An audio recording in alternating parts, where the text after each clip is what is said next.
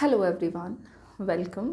आज के क्लास में हम लोग बात करेंगे टाइप्स ऑफ बजट के बारे में कि बजट के कितने टाइप्स हो सकते हैं या होते हैं, और उसके बाद हम उसके नेक्स्ट टॉपिक को जो कि है बजटरी डेफिसिट वो शुरू करेंगे। तो चलिए डिस्कस करते हैं types of budget. Last class में हम लोगों ने बजट एक्सपेंडिचर का जो टॉपिक है वो फिनिश किया है, और जितने भी टाइप के एक्सपेंसेस या एक्सपेंडिचर गवर्नमेंट के द्वारा किए जाते हैं हमने उन सब को डिस्कस कर लिया है। आज बात करेंगे कि जो बजट सरकार के द्वारा बनाया जाता है आने वाले वित्तीय वर्ष के लिए, जो भी बजट तैयार किया जाता है गवर्नमेंट के द्वारा, वो कितने टाइप के हो सकते हैं। और ये जो टाइप हम देखने वाले हैं बजट के, वो हम एक्सपेंसेस यानी कि एक्सपेंडिचर और रिसीट्स के अंतर के बेसिस पे देखेंगे।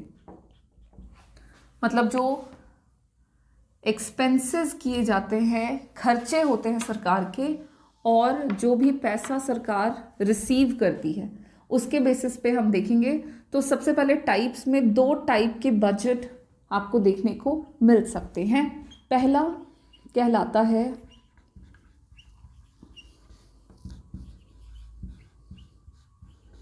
बैलेंस्ड बजट और दूसरा कहलाता है अनबैलेंस्ड बजट। अब बात करें बैलेंस्ड बजट की, तो क्या मतलब हो जाएगा बैलेंस्ड बजट का। तो हम गवर्नमेंट बजट को बैलेंस्ड बजट कह सकते हैं अगर गवर्नमेंट का एस्टिमेटेड रिसीट, गवर्नमेंट के एस्टिमेटेड एक्सपेंडिचर के बराबर हो जाता हो, तो उस तरह के बजट को हम बैलेंस्ड बजट के नाम से जानेंगे। क्या है? तो गवर्नमेंट का जो भी आने वाले फिस्कल ईयर के लिए, गिवन फिस्कल ईयर के लिए जो रिसीट है और जो एक्सपेंसेस है, एक्सपेंडिचर है, ये एक्सपेंडिचर अगर गवर्नमेंट के एस्टिमेटेड रिसीट्स के बराबर है, तो इस तरह के बजट को हम बैलेंस्ड बजट के नाम से जानते हैं। ठीक इसका जस्ट इनवर्स अनबैलेंस्ड बजट की बात अगर हम कर रहे हैं, तो इसका मतलब हुआ कि गवर्नमेंट के एस्टिमेटेड रिसीट्स का इम्बैलेंस्ड होना as compare to their estimated expenditure. Government का जो भी एस्टिमेटेड एक्सपेंडिचर है, उस एक्सपेंडिचर के अगर बराबर नहीं होगा गवर्नमेंट का एस्टिमेटेड रिसीट, तो इस तरह के बजट को हम अनबैलेंस्ड बजट या इम्बैलेंस्ड बजट के नाम से जानेंगे। अब नॉट इक्वल्स टू का मतलब दो हो सकता है। क्या? तो एक तो कि गवर्नमेंट का एस्टिमेटेड रिसीट एक्सपेंडिचर से ज़्यादा हो जाए, या फिर गवर्नमेंट का एस्टिमेटेड एक्सपेंडिचर गवर्नमेंट के रिसीट से ज़्यादा हो जाए। सो अकॉर्डिंगली जो अनबैलेंस्ड बजट है वो दो टाइप के हैं। पहला है सरप्लस बजट और दूसरा है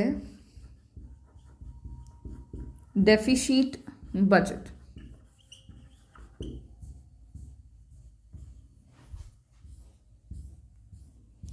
सरप्लस बजट की बात करें तो सरप्लस बजट का मतलब क्या हो जाएगा कि गवर्नमेंट के एस्टिमेटेड रिसीट्स अगर ग्रेटर है in comparison to estimated expenditure of the government during a given fiscal year, तो उसे कहेंगे हम लोग सरप्लस बजट। सरप्लस बजट क्या? तो when the government's estimated receipts are greater in comparison to estimated expenditure of the government then this type of budget is termed as surplus budget. Now what is the deficit budget? So the deficit budget are such budget is such budget in which the government estimated receipts are lesser in comparison to government estimated expenditure. सरकार को आने वाले वित्तीय वर्ष में जो भी खर्च होने वाला है और जो भी गवर्नमेंट को पैसे मिलने वाले हैं, उन दोनों में अगर रिलेशनशिप कुछ ऐसा हो कि गवर्नमेंट का आने वाला पैसा कम हो जाए और खर्च होने वाला पैसा ज़्यादा हो जाए, तो इस तरह के बजट को हम डेफिसिट बजट कहते हैं। और इसका जस्ट उल्टा सरप्लस बजट यानी कि गवर्नमेंट का एस्टिमेटेड रिसीट एस्टिमेटेड एक्सपेंडिचर की तुलना में ज़्यादा है, तो उसे हम कहते हैं सरप्लस बजट।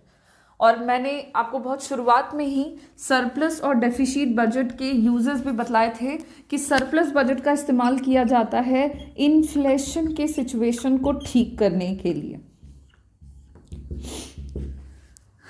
इकोनॉमी में इन्फ्लेशन की समस्या के उत्पन्न होने पर सरकार जो है वो सरप्लस बजट का इस्तेमाल करती है और इन्फ्लेशन की स्थिति को ठीक करती है। वहीं दूसरी तरफ अगर इकोनॉमी में डिफ्लेशन की समस्या आ चुकी है या डिफ्लेशन की स्थिति उत्पन्न हो गई है, तो उस स्थिति में गवर्नमेंट डेफिसिट बजट का इस्तेमाल करते हुए बजट बनाती है और देश में डिफ्लेशन की स्थिति को ठीक करते हैं।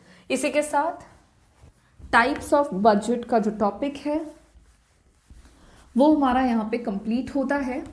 और अब हम लोग next topic of this chapter पे चलेंगे, जो कि होने वाला है बजटरी डेफिसिट। लास्ट टॉपिक है ये हमारे इस चैप्टर का, मतलब सेकेंड लास्ट है। उसके बाद हमारा ये जो चैप्टर है ये फिनिश हो जाएगा।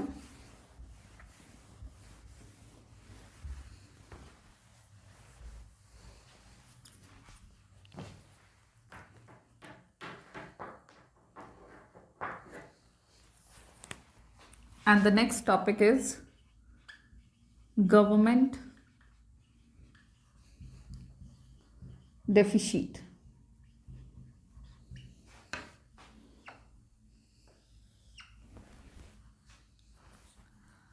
अगर हम गवर्नमेंट डेफिसिट की बात करते हैं तो देखो, डेफिसिट वर्ड का मतलब होता है घाटा, ठीक है।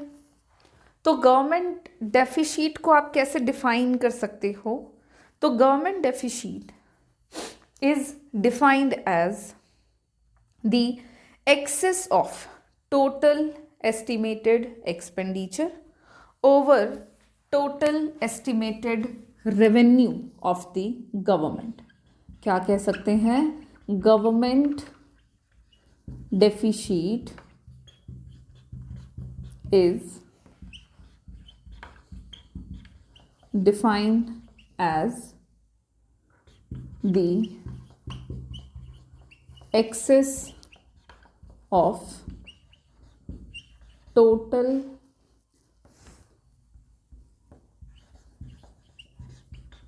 estimated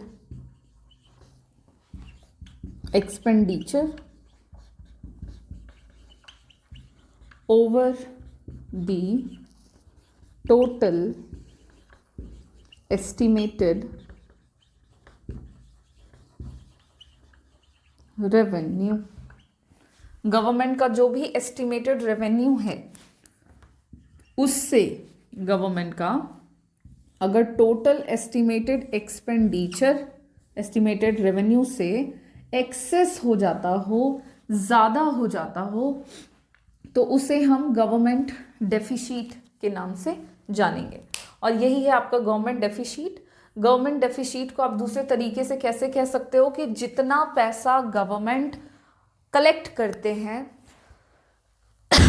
अर्न करते हैं फ्रॉम द पब्लिक या फ्रॉम द इकोनॉमी, उन पैसों की तुलना में अगर गवर्नमेंट खर्चा ज़्यादा कर देते हैं, government spends more than it collects, जितना कलेक्ट करती है उससे ज़्यादा खर्च कर देती है, तो उस तरह के खर्च को, तो उस सिचुएशन को हम गवर्नमेंट डेफिसिट के नाम से जानेंगे। हमारी सरकार घाटे में है, हम इससे इस बात को समझ जाएंगे।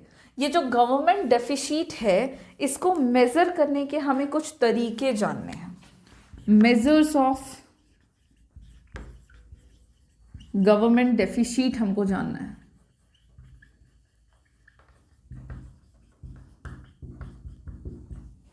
और ये जो मेजर्स ऑफ गवर्नमेंट डेफिसिट है, इसमें हम लोगों को जानना है कि सरकार को इस तरह से जो घाटा होता है उसके कितने टाइप हैं। ठीक है, तो मेजर्स ऑफ गवर्नमेंट डेफिसिट जो है उसके 3 तरीके होते हैं। सरकारी घाटे को हम 3 तरीकों से माप सकते हैं। सबसे पहला है वो कहलाता है रेवेन्यू डेफिसिट। दूसरा टाइप का जो घाटा है वो कहलाता है फिस्कल डेफिसिट। और थर्ड टाइप का जो डेफिसिट है या घाटा है वो कहलाता है प्राइमरी डेफिसिट। ये 3 टाइप है, ये 3 तरीके हैं गवर्नमेंट डेफिसिट को मेज़र करने के। ये 3 तरह के घाटे होते हैं जो सरकार के द्वारा बियर किए जाते हैं। हम लोगों को ये तीनों टाइप के जो घाटे हैं इनको डिस्कस करना है। हमें इन तीनों के बारे में कॉमनली बात करना है वन बाय वन करके। सबसे पहले तो इनका मीनिंग, ये अलग अलग टाइप के घाटे हैं तो मतलब कुछ अलग होगा। फिर हम लोग बात करेंगे कि घाटा है तो इसके आने से इकोनॉमी पर, अर्थव्यवस्था पर किस तरह के असर देखने को मिलते हैं। क्या अच्छा इम्पैक्ट पड़ता है या नेगेटिव इम्पैक्ट पड़ता है, हम वो डिस्कस करेंगे।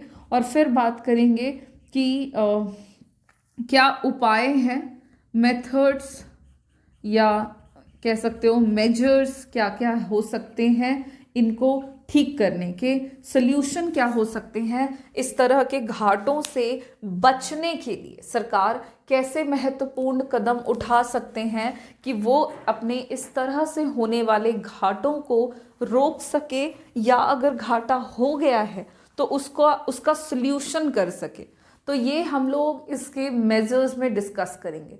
और इस तरह से हम लोग ये जो गवर्नमेंट डेफिसिट का टॉपिक है, जिसको हम बजटरी डेफिसिट के नाम से भी जानते हैं, याद रखेंगे। Government deficit is also known as budgetary deficit.